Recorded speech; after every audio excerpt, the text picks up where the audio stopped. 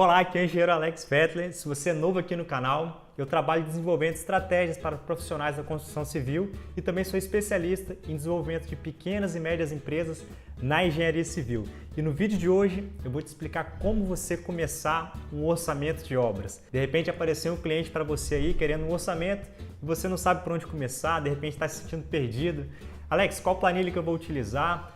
Quais são os levantamentos de quantitativos que eu vou fazer dos materiais e também da mão de obra e o que eu devo inserir na planilha em cada um dos tópicos que compreende um orçamento de obras. Bom, não precisa se preocupar nem se desesperar, porque é exatamente sobre isso que eu vou te explicar nesse vídeo. Como você começar um orçamento de obras seguindo um método passo a passo que vai te mostrar que orçamento de obras não é esse bicho de 7 cabeças. E caso você também queira se aprofundar em orçamento de obras, não deixe de conferir aqui na descrição um link dos materiais que a gente disponibiliza para você baixar referente ao orçamento de obras. Então, quando acabar o vídeo, não deixe de conferir aqui na descrição. E agora, para facilitar o aprendizado, eu vou te mostrar aqui na tela do meu computador a planilha que a gente vai utilizar como exemplo, como você utilizar essa planilha e principalmente como você preencher os principais tópicos que compreende o orçamento de obras. Então, vamos lá. Então vamos lá, pessoal, já estou aqui na tela do meu computador e agora eu vou te explicar exatamente os passos que você deve seguir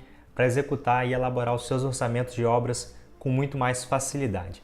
Vamos lá, eu separei aqui, são 7 passos simples que se você seguir, você vai executar um orçamento de obras rápido e também o orçamento de obras preciso. Aqui eu separei uma planilha como exemplo, isso aqui é um estudo de caso que a gente disponibiliza dentro do nosso treinamento Orçamento de Obras na Prática e eu vou utilizá-la aqui como exemplo para facilitar aí o seu entendimento. Então o primeiro passo é você fazer a visita até o local do serviço. Quando você chegar para fazer a visita lá com o cliente, você vai solicitar para ele os projetos e o memorial descritivo. Caso o cliente não tenha esses documentos, não tenha projetos, não tenha memorial descritivo, você vai se deparar com situações desse tipo.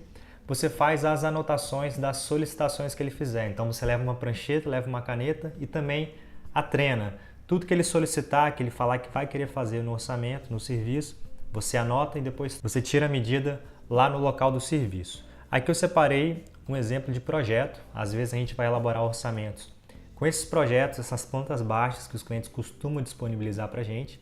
Eu peguei aqui um exemplo de uma casa apenas para exemplificar. E também peguei aqui um exemplo de memorial descritivo. Quando o cliente ele tem esse documento, ele facilita muito a nossa vida na hora de elaborar orçamento de obras. Esse documento, memorial descritivo, geralmente quem disponibiliza é o arquiteto na qual fez o projeto para o cliente. Aqui nesse memorial, ele explica exatamente o que vai ter nesse serviço e quais são os tipos de materiais. Aqui, ó, o primeiro item que ele exemplifica, que ele explica o que vai ter, é a parte de revestimentos. Então aqui a gente consegue identificar o tamanho dessa placa cerâmica, qual é o tipo de piso, ó, piso vinílico, qual o tamanho da régua. Então isso vai servir como matéria-prima para a gente inserir depois na nossa planilha orçamentária. E aqui também tem outras categorias, ó, tudo explicadinho, quais são as medidas que você pode utilizar para inserir na sua planilha. Também a parte de rodapé, ó, qual o tipo de rodapé, Santa Luzia, depois o tamanho desse rodapé. Também a parte de parede, se vai ser drywall, se vai ser de alvenaria. Parte do teto, se vai ter forro de gesso, se vai ser direto na laje. Parte de esquadrias, qual o tipo de esquadria. Então, quando o cliente ele tem esse tipo de documento, ele facilita muito a nossa vida. Então, feito esse primeiro passo, visita até o local do serviço junto com o cliente, solicitou para ele os projetos e memorial descritivo. Vamos agora para o segundo passo, que é inserir na planilha as categorias do serviço. Então esse próximo passo é você simplesmente inserir de maneira ampla quais são os tipos de categorias do serviço. Aqui eu peguei essa planilha como exemplo. Ó. Primeira categoria aqui, serviços iniciais. O que pode ser um serviço inicial para a construção de uma casa? Pode ser a construção do canteiro de obra, a construção do escritório, a entrada de água e energia provisória, parte de gabarito, tudo isso se enquadra em serviços iniciais. Depois superestrutura, alvenaria, esquadria, cobertura, instalações hidráulicas, aquela ramifica em subcategorias, ó, água fria, esgoto, pluvial, materiais e acessórios hidráulicos, instalações elétricas, revestimento, pintura e serviços finais. Então a gente insere primeiramente, para dar uma clareada, para trazer clareza para a gente, somente as categorias do serviço. Feito isso, agora a gente tem que entrar em cada uma dessas categorias e fazer o detalhamento de quais são os tipos de serviços que vão entrar em cada uma categoria. Claro que você tem que adaptar aí, de acordo com o tipo de orçamento que você está fazendo. Às vezes você vai fazer um orçamento de uma reforma, de um galpão, de uma residência. Então essas categorias mais amplas, você adapta aí de acordo com o tipo de orçamento que você está fazendo. Feita essa parte, a gente vai fazer agora o detalhamento. Já deixei uma planilha aqui preenchida para adiantar. Bom, a gente entrou em cada categoria e analisou o que vai ter em serviços iniciais, infraestrutura, o que compreende a infraestrutura.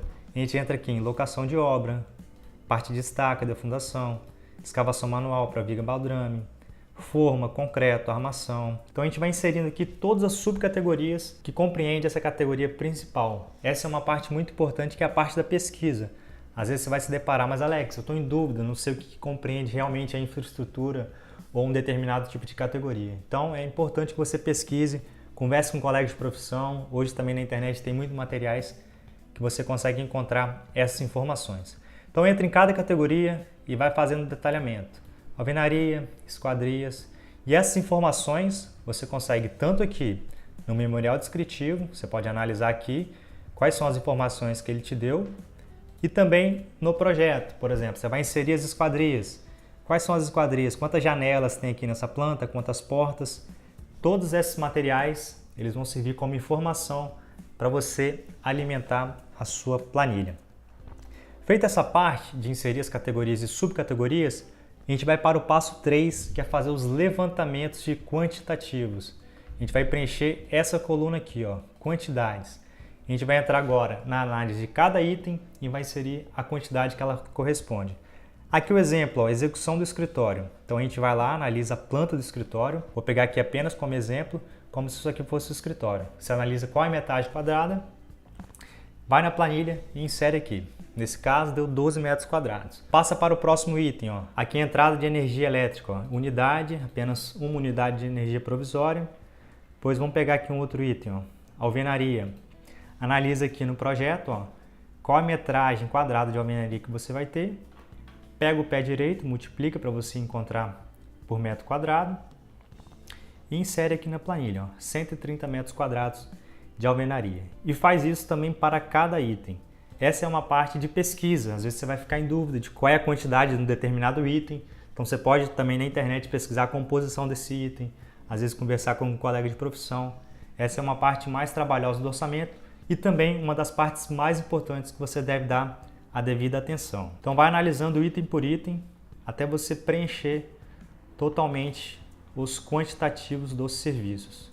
Feito isso, a gente vai para o quarto passo, que é a definição dos custos unitários. A gente vai preencher agora essa coluna aqui. O que significa custo unitário?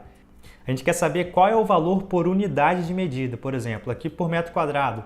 Quanto que custa 1 metro quadrado do escritório? Então a gente analisa o que compreende para a execução desse escritório e chega ali o valor de 1 metro quadrado, depois multiplica pelo valor total de metros quadrados e a gente vai chegar ao valor do custo para executar esse escritório.